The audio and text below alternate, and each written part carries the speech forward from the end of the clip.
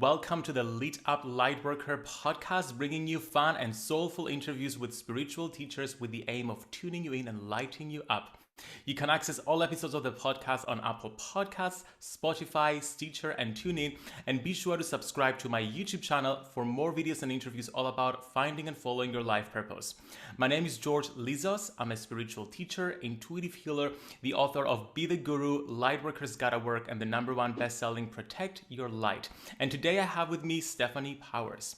Stephanie Powers is a creator of Lightworkers Lounge, a community of people sharing stories of having a human experience in a spiritual world. A 3-time entrepreneur, Stephanie is an astrologer, author, and podcast host. Stephanie, welcome to the Lit Up Lightworker podcast. Thank you so much, George. How lucky are we to work in such a cool spiritual industry? It feels weird even using that word, but we get to connect with like-minded people. I'm sure you know on your light worker journey, it can get pretty isolating when you're surrounded by people who aren't awakened to their light working abilities, right? So to have each other to just relax into a conversation about this stuff, it's such a blessing. Tell me all about it. I mean, I've dreamed of this my entire life, coming from a very small community here in Cyprus, a very Christian community. As a 15-year-old kid, I remember just being in the closet, literally in my room, just reading my spiritual books and dreaming of connecting with like-minded people. And here we are manifesting that. So thank you so much for being here and sharing this space with me. And today we're going to talk about astrology and light work, which is such an exciting topic, and I know people will love it. But I want to hear about your own journey first. How did you end up coming to do this work? What has been your journey to being here?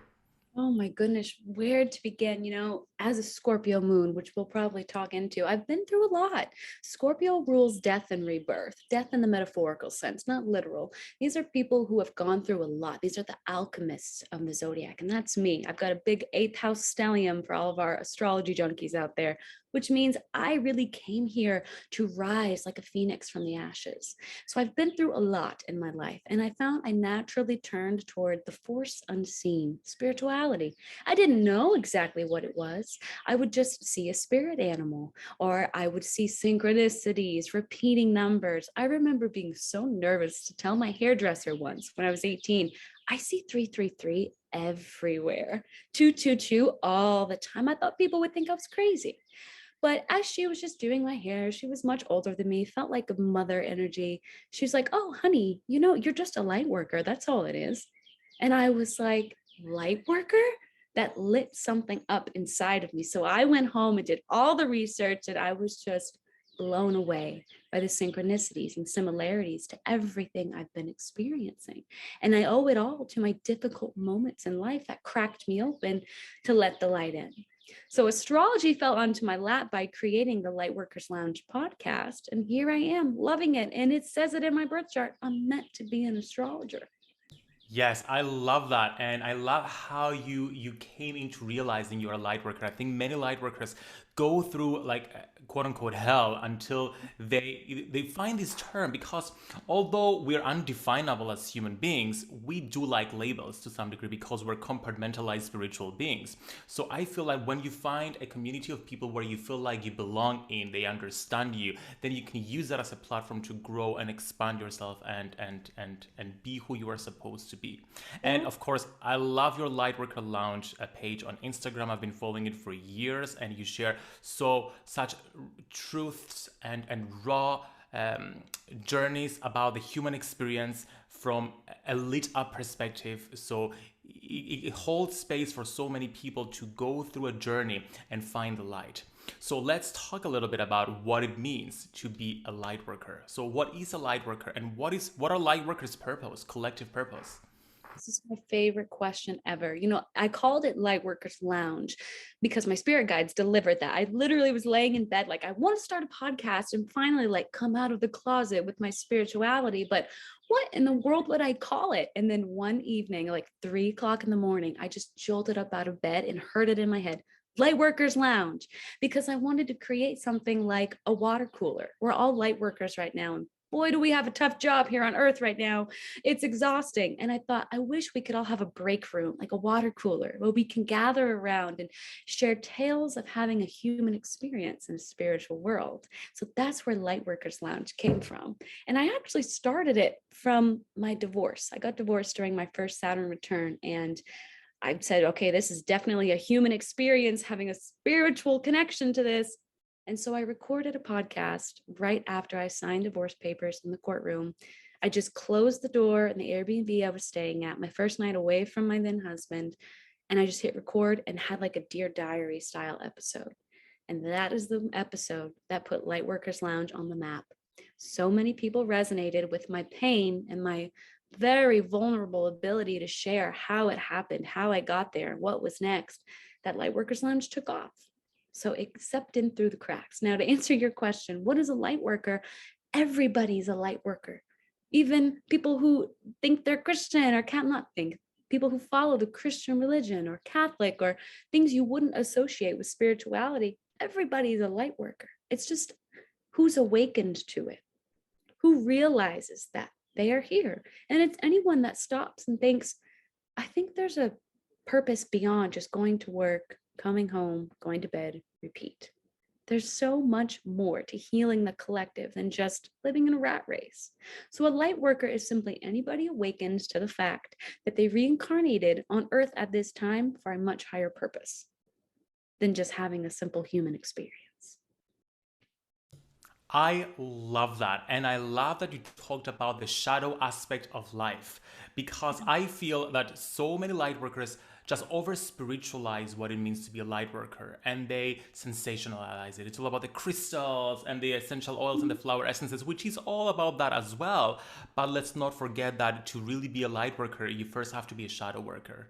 You have to be willing to go into the shadows, to experience what life is, what life throws at you, and take that and transmute it and feel it. Don't repress it, and allow yourself to come up into the light. That's such a beautiful journey, and I think your story and your podcast and your Instagram page demonstrate this so beautifully every single day with every single post. Right? How do you know what light is if you've never seen dark? How do you know what sweet tastes like if you've never tasted sour? Interestingly, while you were talking and explaining this, my light has been playing up, and I was trying to fix my light. It was like flickering. I'm like, why is it going dark again? So, and as soon as I restarted it, I'm like, that's why. It's so that we can talk about the darkness as well as the light. Okay. Better person than me. Let's do it. So we're going to talk about the shadow side, the unevolved and the evolved side of each zodiac sign as it relates to light work. So let's start with Aries. And first of all, explain a little bit about what those terms are, the unevolved and the evolved side, so that people know. Look at you. You know Aries is number one. Have you studied astrology? I haven't actually, but I have my cheat sheet in front of me. Actually, it's one of the few things I haven't studied because there's so much to memorize. But I'm so fascinated by it. Right? I find a lot of people who start their journey as a light worker, like, okay, if I put a certain type of food in my body, I feel different. If I go do yoga, I feel different. Astrology seems to be like the intermediate level where people are like, okay, let me look at this blueprint of my life and really get more clarity about this spiritual, unseen side of life. So I love that we're going to share it. And you'll see I get very passionate. So to each sign, each zodiac sign, and there's 12, there is an evolved and an unevolved side to the sign. We always have free will, and I find we always kind of bounce between both because we're human. We can't help it. So the evolved side is when you are in your light. You are being a light worker with that sun sign. Your unevolved side is when you're a little too much in the dark side, the ego run side, the heavier side of that sign. And each one embodies a high and a low road, light and a dark. That makes a lot of sense. So we're going to start explaining essentially the two sides of each zodiac sign so that people can know essentially how they bounce from sign to sign and how they can take themselves home back to the light when they find themselves in one direction. And I think it's a beautiful way to acknowledge that there is no judgment here. Like it's appreciating the human experience and realizing that we can be both, and that's okay. Yes, exactly. I'm glad you prefaced with that. There is no judgment. And do know everybody, even me who studies it all day, we bounce between the high and the low side. And you don't know your high side if you've never been on your low side. Exactly. Duality, people, yin yang. So, Indeed. Aries, number one, the fire sign. Aries is the first sign because they are the youngest. They are the newest, right? Here in the US, we're about to have spring. Spring begins with Aries season here, and everyone feels this sense of renewed energy. They're outside more, they're going for a walk, moving their body more. This is all Aries. So, Aries on their high side is a leader. They stand side by side with the people they're leading rather than in front. Aries wants to go around and wake everybody up. Isn't this world so wonderful? Look at the flowers, look at the trees. Oh my gosh, I can swim in water and I can hike up mountains. Come on, come with me, let's go. That's Aries energy. That's the high side, is waking people up to the light. Now, the low side of Aries is they've got quite a temper. They can stand in front of the people they're leading rather than side by side and get too competitive. They can burn softer people out, saying, I don't want to go move my body. I don't want to do all of this. And they sometimes won't encourage people to move towards their zest for life. They will just leave people feeling like, I'll never be as good as an Aries. I'll never be that powerful. I'll never be that athletic or fit, leaving them with lower self-esteem. So Aries, when you're in your light, when you're being a light worker, you're taking charge and showing people that there's much more to life than just staying at home. And you're teaching people, go after what you want. It's okay. Even if you fail, you can get right back up. When they're in the darker side, they're too competitive. They have a temper and they're burning everybody out around them. They're a fire sign. When they are out of control, they're a wildfire.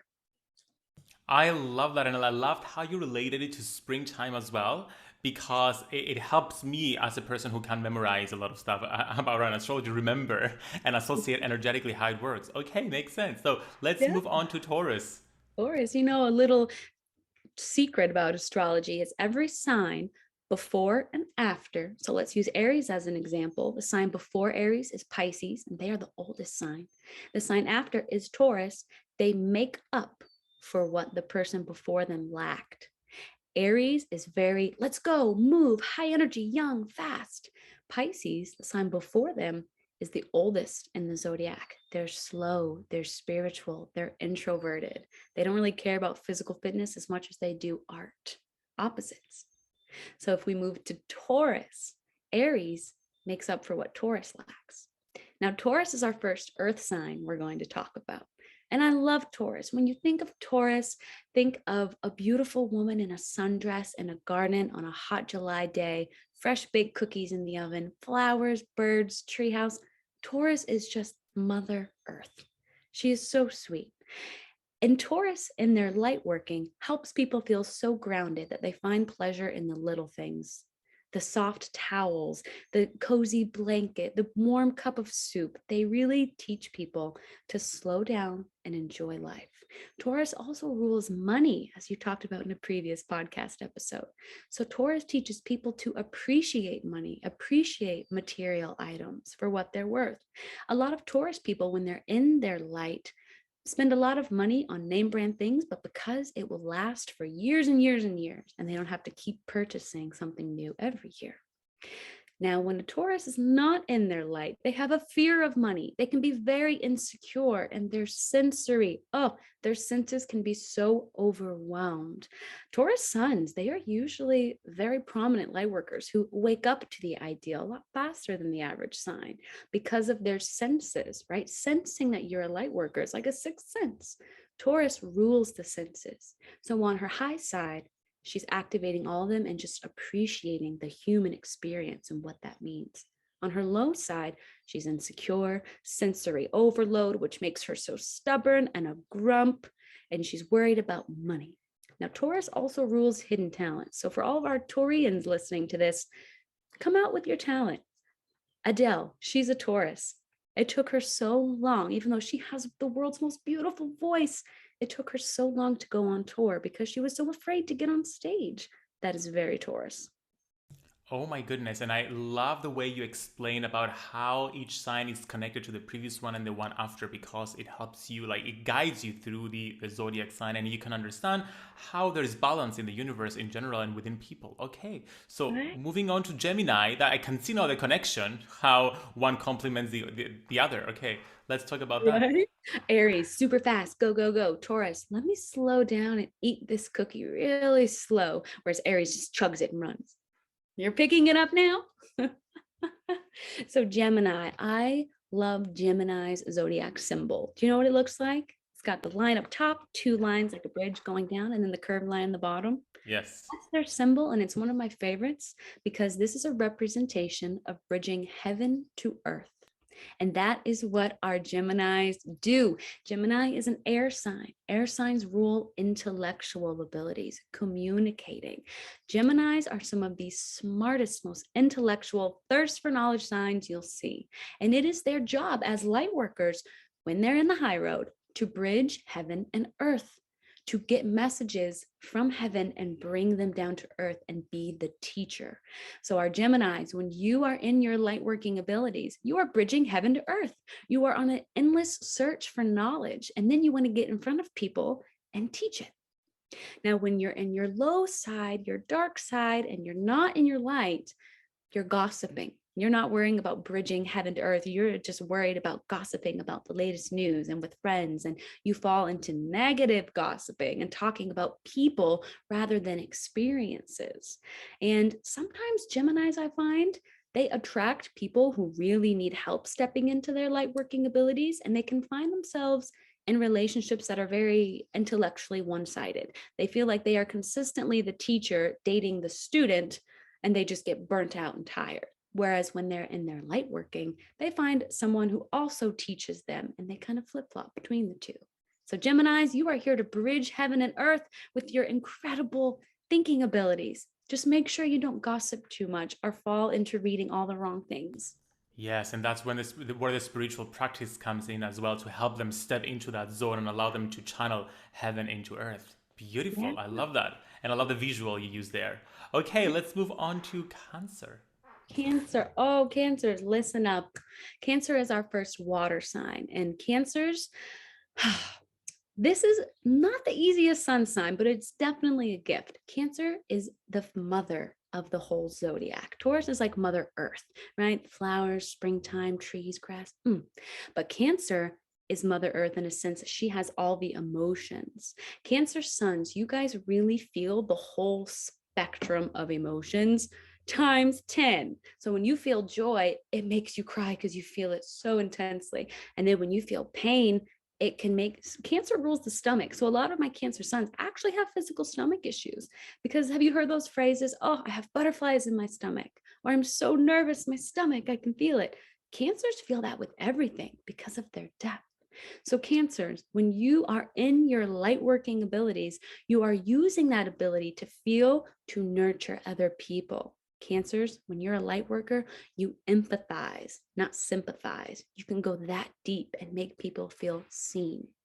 When you are not in your light working abilities, you are very sensitive. Cancer is ruled by the crab. So when you're not in your light, you hide in your shell. And when people tap on that hard shell, you don't come out.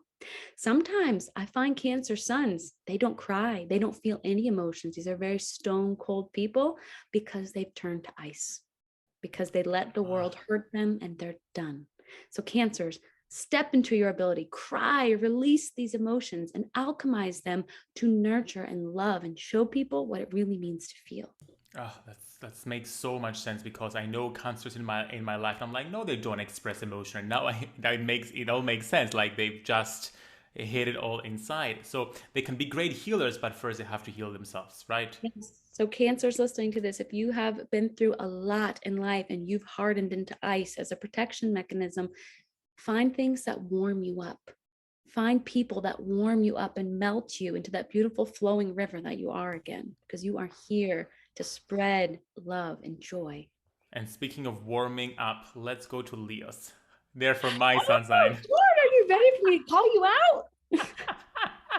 I mean, come on, fire can't burn fire. That's like my most used phrase now from Game of Thrones. When someone's like, "Oh, isn't it so too hot in like where you are?" I'm like, "Darling, fire can't burn fire." It can. This is so true. Okay. So I when you sent me your birthday, I was like, of course he was born on 8/8. Yeah. I know Lionsgate. some of the most spiritually powerful people born on 8/8/88 or 8/8 in general. Of course you are. You knew from day one you were born to do this, didn't you? Oh, thank you. Yeah. So my Leos. Oh, I love you guys. You're so fun. I always say if I have a child, I hope that they're a Leo sun because this is just endless optimism for Yeah. life, right? You guys are ruled by the sun. Who doesn't love the sun hitting their face? Who doesn't love when the sun comes out after a rainy day? That's Leo. So, my Leos, when you guys are in your light working abilities, you're so fun. You are everyone's best friend. You will not meet a Leo best friend who does not cheer you on more than anyone. A Hmm. Leo best friend loves their friends and family, loves their dreams, cheers them on, throws light and positivity on it. They're so fun.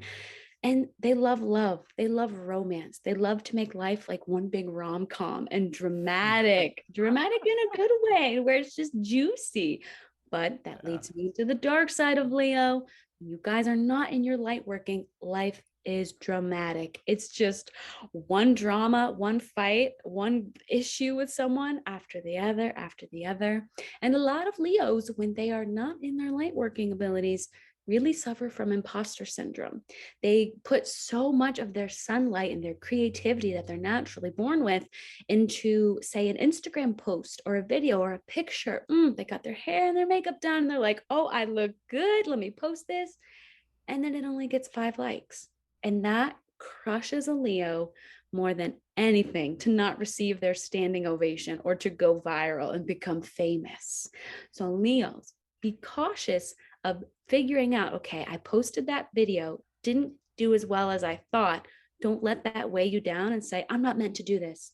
Learn the grind, learn to keep showing up because you love it, not because you want the appraise, right? Some of the best actors, singers, dancers, they would do what they're doing even if they weren't famous.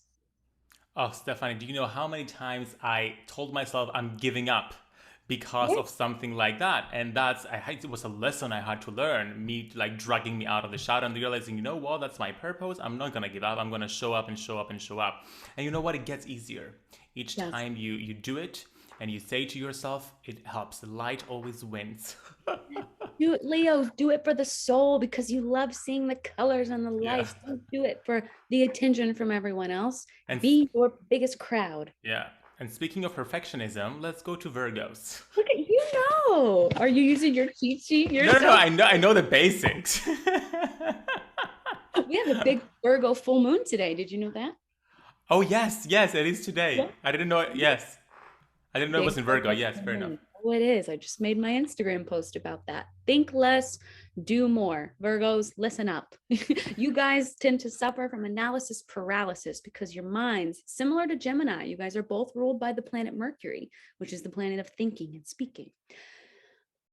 On their high side, Virgo stands for virgin, and these people are so pure with their intentions, with their thoughts, with their actions. These are the most selfless people of the zodiac. They love with so much integrity and purity. They truly want us all to do things with heart, and they want us healthy. Virgo rules physical health. Find a Virgo friend that doesn't want to go out for salads and acai bowls. You won't. They just love it. A lot of Virgos are nurses too. Now, Virgo, when you're not in your light working abilities, you nitpick. Your mind just analysis paralysis. You get stuck. You have all these grand ideas of how you want to tackle your health, how you want to go out in the world and date people again, but then you stop because anxiety gets you down. You can also suffer from insomnia, my Virgos. So I always say, Virgos, your mind is so strong. Don't let it weigh you down. Use it to your benefit. Use it to keep moving. Virgos can't really meditate, like sit and clear their mind and Virgos need to be doing two things at once. Maybe listening to a guided meditation while folding laundry puts Virgos in that calm state. I love Virgos. They're one of my favorites. Also, Virgos tend to ignore spirituality. They love to be in control of things, and spirituality, as you know, is such a fluid energy. You can never capture it, you can never box it in. That can drive a Virgo nuts sometimes. They're typically one of my number one signs I got to convince about astrology. Yeah, because they like their boxes, they like organizing things, seeing things perfect. Okay, that makes sense. So I guess they need balance, which brings us on to Libras. Hey, you. Oh my gosh, you should take Well, now that. you taught me how to understand how they flow. That's I'm Yeah. like, I'm doing it. Isn't that a neat trick? It helps you remember. Yeah. Oh, my Libras. When you are born a Libra sun, you came here to learn about relationships. So your light working is really going to come out in your one-on-one partnerships, mainly romantic relationships, but this could also be a best friend or a business partner. This is what you came here to learn. Now, Libras, when you are in your highest self, you are a relationship pro and you value them and you make your partner feel so loved and you want to keep the relationship fair. Everything split down the middle. That's your superpower.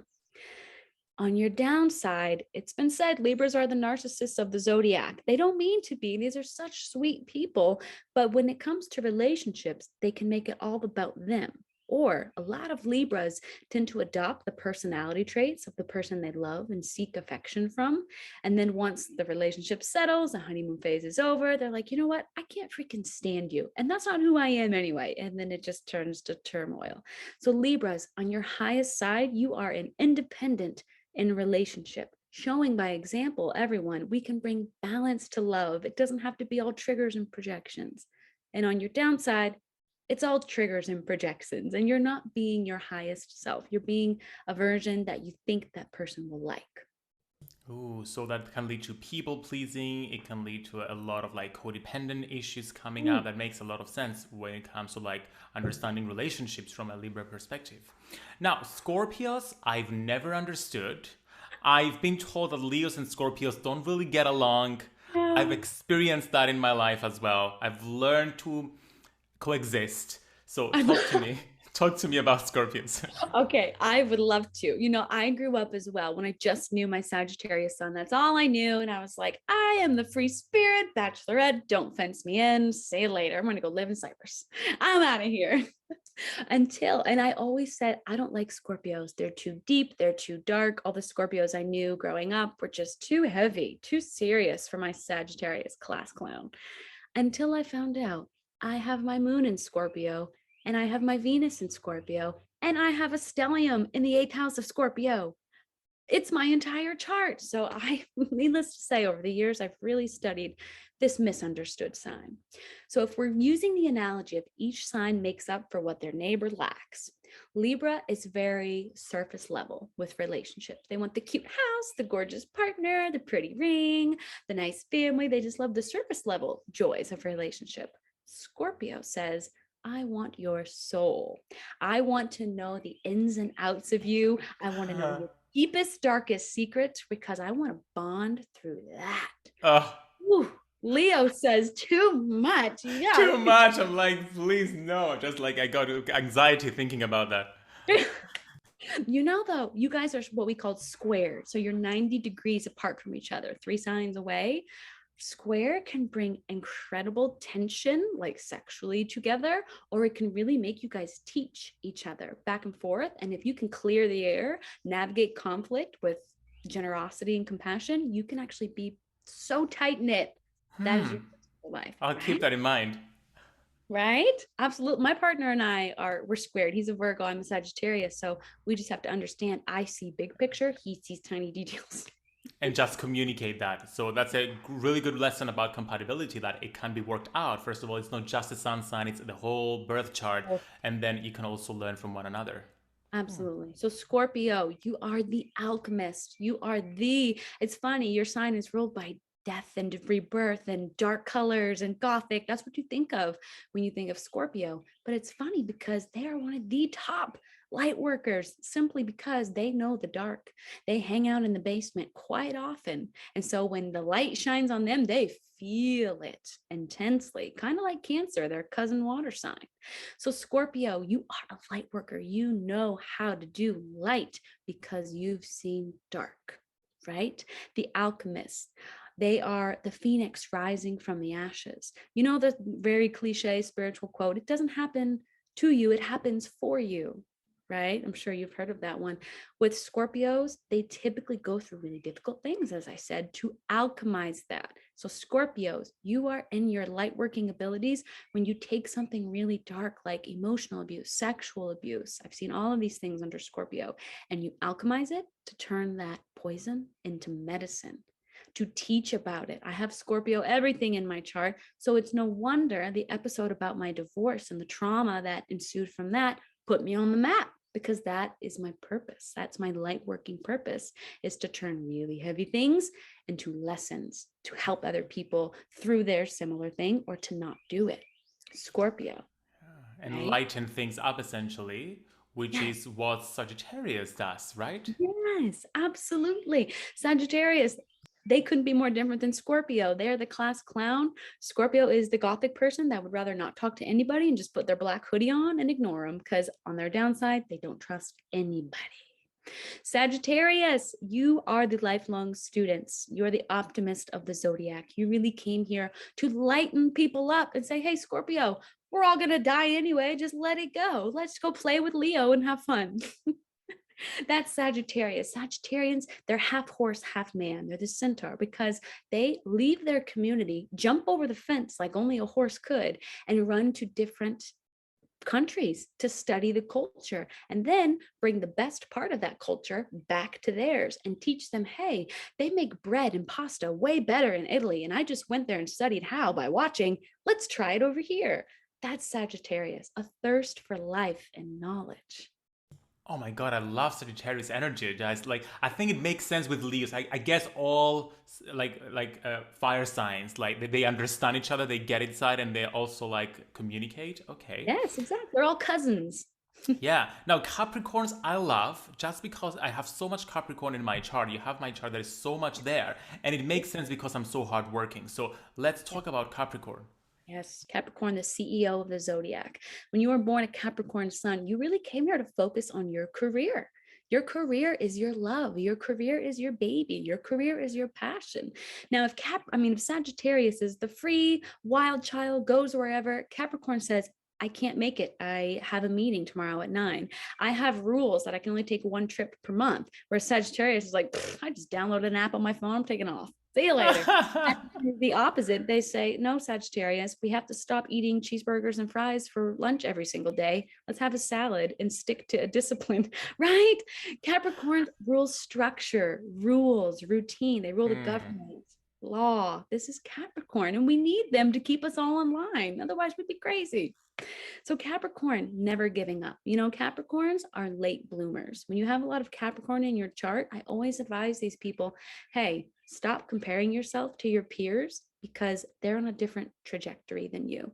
Capricorns are legendary. These are the people that say, I really want to get married just like everybody else from my hometown, but I want to really refine myself and be my best self so that when I meet the one, it's forever. Whereas everybody else who jumped the gun and got married too soon is now getting divorced and having to go through everything you already did. Capricorns, you're late bloomers, but you're legendary. Yes, talking about late bloomers, my best friend, she's a Capricorn and she's been studying for the past 15 years. We've all graduated, done everything. She's doing her PhD and then a postdoc and then moving on. So it makes a lot of sense. I like Capricorns. I feel they ground me. Yes. Now, who inspires me even more are Aquariuses. All of my best friends are Aquariuses. And I know there's a connection between Leos and Aquariuses. So let's talk about Aquarius. Yes, you guys are what we call sister signs. So if you look at a zodiac wheel to find sister signs, just go find yours. So Leo, and then just cut a line right through, like you're shooting a bow and arrow. And whenever sign's down there is your sister sign. Sisters, they're either best friends or they can't stand each other, right? So that's your sister sign. So Aquarius is the super creative, fun person, but behind the scenes, they're more introverted. A Leo is an extroverted Aquarius, quirky, eccentric, different. Leo says, I'm going to add all the colors, all the things, all the quirky music, and I'm going to post it on social media. Whereas Aquarius, if you walk in their home, you'll see all the quirky colors, but they are not sharing it with anyone. If life is a movie, like you Leos think it is, Leos are the main actor or actress. Aquarius is running the camera and the lights, right? So Aquarians, you guys, I listen up. We are in the age of Aquarius. And if you are born in Aquarius sun right now, you are holding the torch at the front of the line for change. Aquarians, when you are in your light working abilities, you are showing us that what used to be weird is now normal. What used to be bizarre and quirky and only for witches and wizards is now normal. Hence why we are talking about astrology like it's nothing, because people are so curious about it. Aquarius rules astrology. They came here to show us, hey, I'm going to bring my birth chart to my doctor's office so they can see what my Chiron is in and see what I'm susceptible to through this. Whoa, total blend of the world. I love that. And something just came to mind, and I want you to like talk a little bit about it. It's sister signs partnerships. I feel they make great light worker like partners because I can see me with my best friends who are Aquariuses, and I feel like we can do work together. That's powerful work, light work. So have you seen that as well? Yep, 100%. Yes, I have. In the case of Leo and Aquarius, your Aquarius friends probably leave you very inspired, or something they say just inspires a creative idea in you, and you're like, oh my gosh, I gotta make a podcast about that. Yes. Aquarians are my favorite sign too. I was raised by one. My best friend is one. They're awesome, and I love them because the word weird or you're different, that's not in their vocabulary. They're Yes. the most non-judgmental, curious creatures I've ever seen, and I love them. Yes, and Leo's like that because they're weird as fuck. Okay, it makes perfect sense. Okay. Now let's go to Pisces. I like Pisces as well. My moon is in Pisces. So it's Of all the course. emotion. Oh, your moon is in Pisces. You watch out for grass is always greener Yes. syndrome, Yeah. Oh. right? Oh, Especially yes. especially in relationships. Pisces moon is a very prominent one for people who struggle to settle down, because as soon as they do and life doesn't feel romantic, they're like, well, let me go look over there. Pisces moon, right? So Pisces, you guys are the oldest in the zodiac. Therefore, you're tired. You're sick of this shit. You're done with this earth stuff. Pisces sun, it's been said that they have lived a life as every single sign. So in the last life, they were a Virgo. And the one before that, they were a Leo. And then they've been an Aries a long time ago. They're like a big painting full of every single zodiac sign in one. So they can resonate in their immutable sign, so they can mutate between all of them. You can't put Pisces in a box. They're like trying to grab mist. You'll never be able to hold on to it. They rule spirituality. Pisces rule frequency shifters, mushrooms, ayahuasca, cannabis, alcohol. Typically, they gravitate towards these things because being in the 3D world, it proves difficult for them. They don't like it. They're over it. So they need to meditate, yoga, and listen to our podcasts. Pisces need this. So you guys, simply put it, if we had to put the light worker stamp on one sign, Pisces gets it. Makes a lot of sense. And you just gave me the idea. We need to do an episode on past lives and astrology, like star signs across many different lifetimes and how they express that. Like Pisces would have so much to share. Right. Oh It's my called goodness. your south node, Yes. who you were in a past life. Okay, so I think mine is Leo. And because my north node is Aquarius, right? So it's opposite. Of course you do what you do, because if your south node is in Leo, you were famous in a past life. And Ah, so you come into this life expecting you're just going to jump in and be famous again. You're just going to jump on stage and everyone's going to praise you, and you're walk around like, where's my paparazzi? And then tell me about it. when you don't get it, it's like, oh, whoa, wait, I was just so internationally adored in my past life. And now no one's receptive to my art. And this person's not as good as me, but they're famous now. What the hell is wrong with me? So remember, in the analogy we used, Aquarius is the director, Leo is on stage. You are being asked to leave the fame behind and step behind the camera and direct other people, because now you're the Aquarius. You've got the wonderful ideas. Our south node or our north node, you want to hang out with those people. So all the Aquarians in your life are pushing you towards that higher purpose. It's like you've had CCTV cameras in my house following me around my entire life. That's what this felt like. Yes, Yes. yes, definitely 100%. It makes a lot of sense. My purpose, essentially, my journey is to shift from me to we to they to creating change in the world. And I'm aware of it and stepping into it more and more. But I definitely felt exactly what you just shared with me. Very Okay. powerful chart. So I love this journey we've taken through the star signs. And my final question is, now that people can understand that they can have these unevolved and evolved side, and we move through both sides throughout our lives, how do we bounce? What would be your process of bouncing when we find ourselves in the unevolved side to shifting and bringing ourselves back home? Beautiful question. It's simply awareness. So if you're an Aries and you find yourself in a conflict where you feel red coming up to your neck and your cheeks and you are ready to just cuss someone out or throw your phone across the room, step into awareness and say, "Ah, I remember that girl Steph on George's podcast. I'm stepping into the dark side of Aries. Yes. Go to a cycling class, go to a kickboxing class, just run down the street, go shout in a pillow and release that in a healthier way." So it's simply awareness. Write down the high side and the low side of your sign, study it, plant it in your brain. So when you're in the human experience, you can pull it out of your Rolodex of memories and practice being in your body. Awareness and then mindfulness and knowing exactly what it is that you go towards. Such powerful tools. Stephanie, thank you so much for coming onto the podcast and sharing this amazing journey through the zodiac cycle. I loved it. I learned so much. I finally understand all the signs on a much more deeper level and how to guide myself through them as well. Now, I know that you do birth chart readings and you have a coupon code that listeners can use to get 10% off. Can you please talk a little bit about the way you work with people? Where can people find you? And let us know what the code is. Yes, I love giving birth chart readings. As you guys can tell, I could keep talking with George for hours. But if you would like to book a private one-on-one reading with me via Zoom, go to lightworkers-lounge.com, click on birth chart readings. We have 5 different ones you can choose from. We have one for basics, beginners, just the sun, moon, and rising sign, and then a bunch of others if you're kind of already into astrology. And you can use code LIT UP. That's code LIT UP at checkout for 10% off any reading you want. Come work with me. And if you have any questions, you'll find my email at the bottom of the website or on Instagram. Come chat. Stephanie, thank you so much for Thank you. coming onto the podcast. And of course, all the links will be available in the show notes for everyone to access. Wishing you a lovely rest of your day.